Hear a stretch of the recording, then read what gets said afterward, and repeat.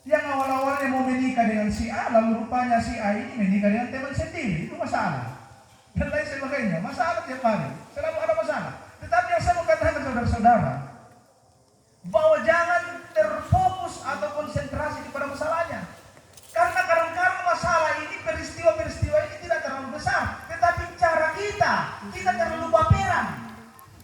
Perasaan yang terlalu berkalut sehingga kita larut dalam kesedihan. Yang berikut, yang membuat Maria larut dalam kesedihan pada saat itu, karena Maria lupa kepada janji Allah bahwa anak manusia itu akan diserahkan dan akan mati tetapi akan bangkit kembali. Ini 4 kali disebutkan. Tetapi Maria lupa akan janji itu, sehingga dia terperangkap dalam masalah.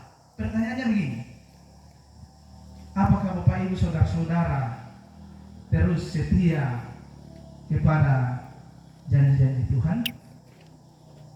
Bukankah kemudian ketika menghadapi sebuah masalah langsung lupa dengan janji Tuhan? Apakah kemudian kita terus taat, setia kepada janji-janji Tuhan? Nah, ini kemudian yang dialami oleh Maria pada saat itu. Lupa dengan janji Tuhan bahwa dia akan bangkit kembali. Dalam kehidupan ini Bapak Ibu saudara-saudara, seringkali kita menghadapi berbagai macam masalah, pergumulan hidup. Tetapi ingatlah bahwa di dalam Alkitab itu ada sekitar kurang lebih 7.000 janji Tuhan kepada kita semua. Latihlah dirimu untuk mengingat dan setia kepada janji-janji Tuhan itu. Sehingga apapun yang terjadi dalam kehidupanmu, engkau akan terus mengatakan, terima kasih Tuhan. Terima kasih Tuhan. Itulah sebabnya Bapak Ibu saudara-saudara, Roma 8 ayat 28 katakan, sekarang baru aku tahu bahwa rancangan Tuhan bekerja dalam segala sesuatu untuk mendatangkan kebaikan. Sekarang artinya telah selesai ya. Itu kisah Paulus. Sekarang baru aku tahu bahwa rupanya Tuhan bekerja dalam segala sesuatu untuk mendatangkan kebaikan kepada aku. Jadi sekarang selesai, baru kita tahu bahwa ini adalah rencana yang terbaik. Walaupun sementara berjalan, sementara menjalani persoalan pergumulan itu, rasanya sangat menyakitkan. Tetap percayalah kepada janji Tuhan.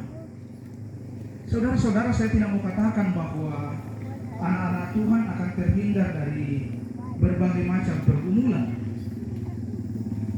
Misalnya resesi pada saat ini yang didengung-dengungkan oleh berbagai macam ilmuwan. Saya tidak mau katakan bahwa orang Kristen akan terhindar dari itu. Kalau kita mengingat kisah Elia ya, yang ketika disuruh untuk memperingati umat Tuhan, lalu rupanya umat Tuhan itu kemudian diberi penghukuman. Apa kemudian Elia tidak kena dampak krisis pada saat itu? Kena dampak ya. Makanya dalam ceritanya itu apa mau ratu sempakan deh, burung gagak ya. Iya, kedua yang mau ratu sempakan deh. Dia ini nabi Tuhan loh, suruhan Tuhan. Tetapi ketika terjadi krisis pada saat itu, Elia juga kena. Tetapi Tuhan memakai cara yang tidak masuk di dalam kepala manusia dengan memakai seekor burung gagak untuk membawakan dia makanan. Dan kalau saat ini Bapak Ibu saudara-saudara, kehidupan kita di masa-masa yang akan datang, kita tidak tahu. Kalau analisanya para ilmuwan ini, persoalan geopolitik ke depan akan sulit, persoalan ekonomi ke depan akan sulit. Saya tidak mau katakan bahwa orang Kristen akan terhindar dari hal-hal seperti itu. Tetapi teruslah percaya kepada janji-janji Tuhan. Teruslah setia kepada kuasa dan kasih-Nya. Karena Tuhan itu bekerja di luar cara berpikir manusia untuk mendatangkan kebaikan kepada kita. Yang harus kita pegang teguh. Dan satu pola saudara-saudara yang dapat kita lihat dari kisah Elia itu dalam menghadapi masa-masa krisis adalah memang pola sederhana harus terus diterapkan. pola hidup mensyukuri apa yang ada itu harus kita terapkan. Kan burung gagak ini kan burung rakus ya. Jadi atau namalen rundun di tekande pasti pura duka nakande dol pira namalen tampak-tampakan mira tuna banlang rampon aku. Tetapi Elia terus bersyukur, menikmati apa saja yang ada. Dan itu juga yang harus kita kembangkan dalam kehidupan kita ketika kita menghadapi persoalan-persoalan ekonomi lagi tercekik di seputaran ekonomi seperti itu. Nah, saudara-saudara, dalam bacaan kita ini kalau kita memperhatikan lebih lanjut lagi, kenapa Maria tidak mengenal Yesus yang berbicara kepadanya? Karena Maria datang di kubur mencari Yesus yang mati, bukan mencari Yesus yang hidup. Sehingga ketika dia berhadapan dengan Yesus yang sudah hidup itu, dia tidak mengenalnya karena yang ada dalam pikirannya adalah Yesus ini masih mati. Itu yang membuat dia tidak mengenal pada saat itu. Dan saat-saat ini saudara-saudara, kita percaya, kita menyembah Yesus yang hidup, bukan lagi Yesus yang mati. Karena itu dalam kehidupan kita ini Bapak Ibu Saudara-saudara, kita harus memperlakukan Yesus itu sebagai Yesus yang sungguh-sungguh hidup. Tanya kita tulang parenta po matua. Tapi kan biasa lan katuan biasa kita boleh parenta ile. Jangan-jangan kita ini masih seperti Maria yang menganggap Yesus itu masih mati. Lalu biasa kita yang memerintah. Pak Purenta tulang urai dadi dan lain sebagainya. Jangan-jangan itu yang masih terjadi dalam pikiran kita. Kita harus sadar Bapak Ibu bahwa Yesus itu adalah Yesus yang hidup. Karena itu dia berdaulat dalam kehidupan kita dan dialah yang menata. Dia mengatur seluruh jalan hidup kita sehingga kita terus berada dalam pengakuan bahwa rancanganmu bukanlah rancanganku, jalanmu bukanlah jalanku. Itu yang harus kita hidupi dalam kehidupan kita ini.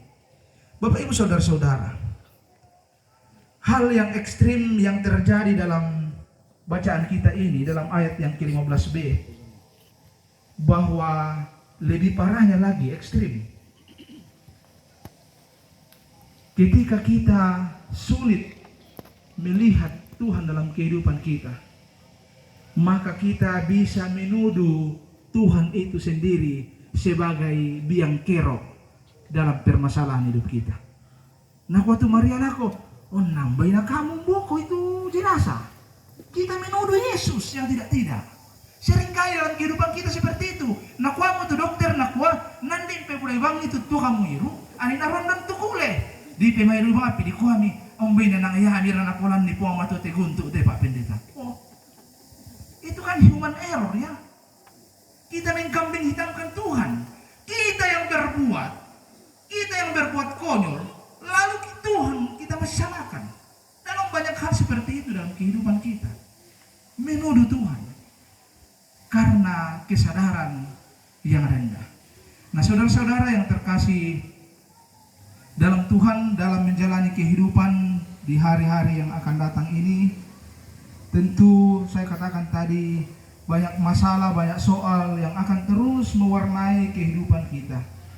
Tetapi dalam perayaan Paskah pada saat ini, kita terus diingatkan untuk tidak fokus kepada masalah-masalah pergumulan yang ada, dan melainkan fokus kepada janji-janji Tuhan yang telah dinyatakan dalam kehidupan. Itu yang telah dinyatakan dalam masa-masa Prapaskah yang telah kita renungkan, masa-masa Jumat Agung, masa-masa Sabtu Sunyi.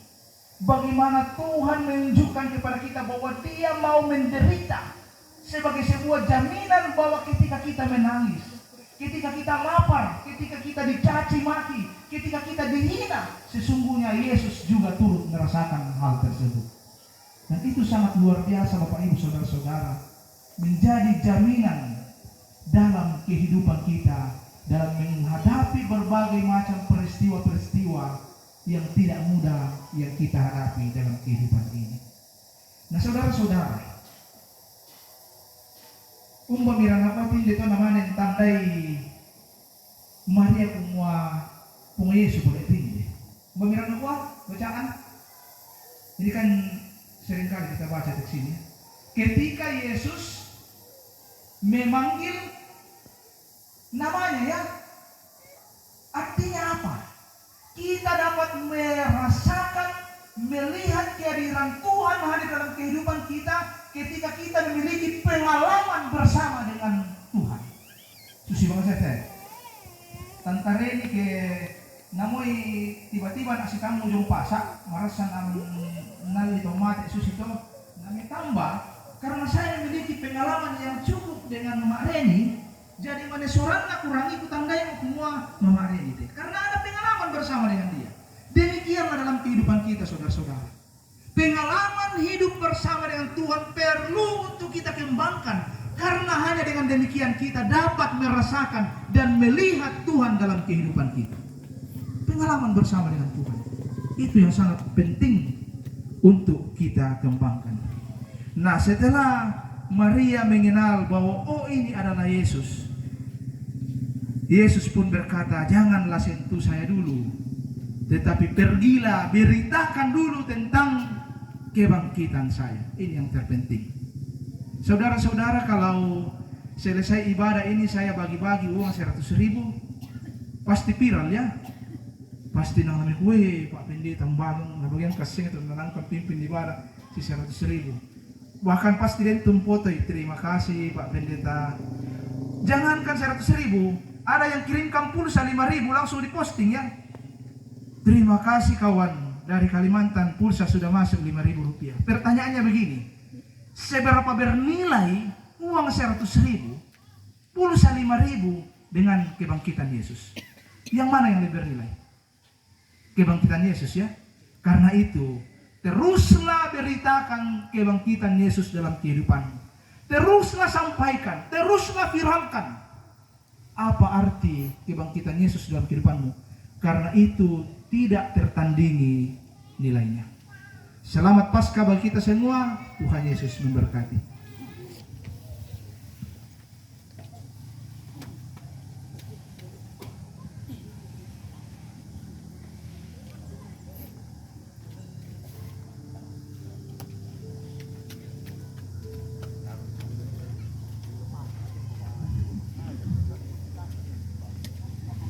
Demikian firman Tuhan yang sudah disampaikan.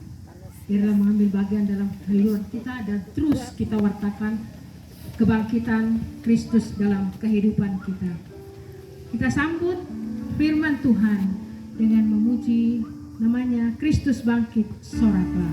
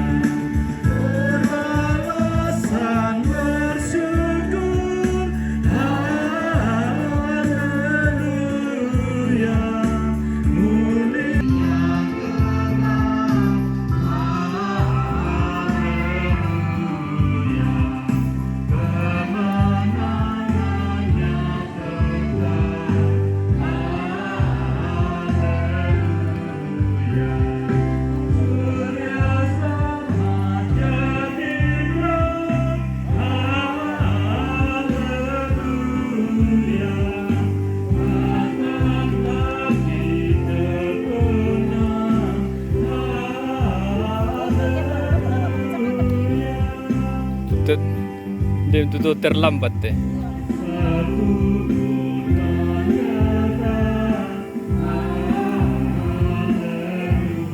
Oh, itu terlambat na sangat toh.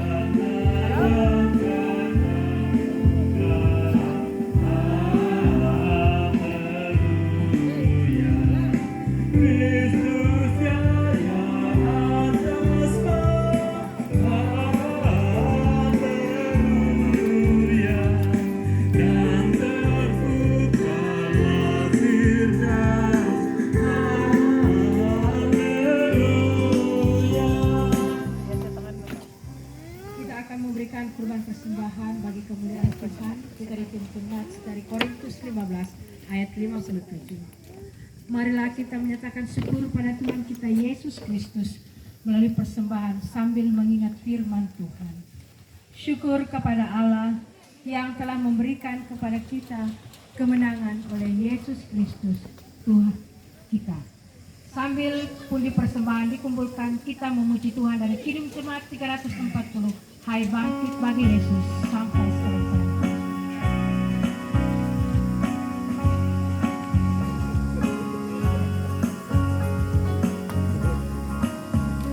Hai bangkit bagi Yesus, pahlawan salibnya, andungkan panji raja dan jangan menyerah, dengan semakin jaya Tuhanmu ikutlah, sehingga tiap lawan berlutut menyembah.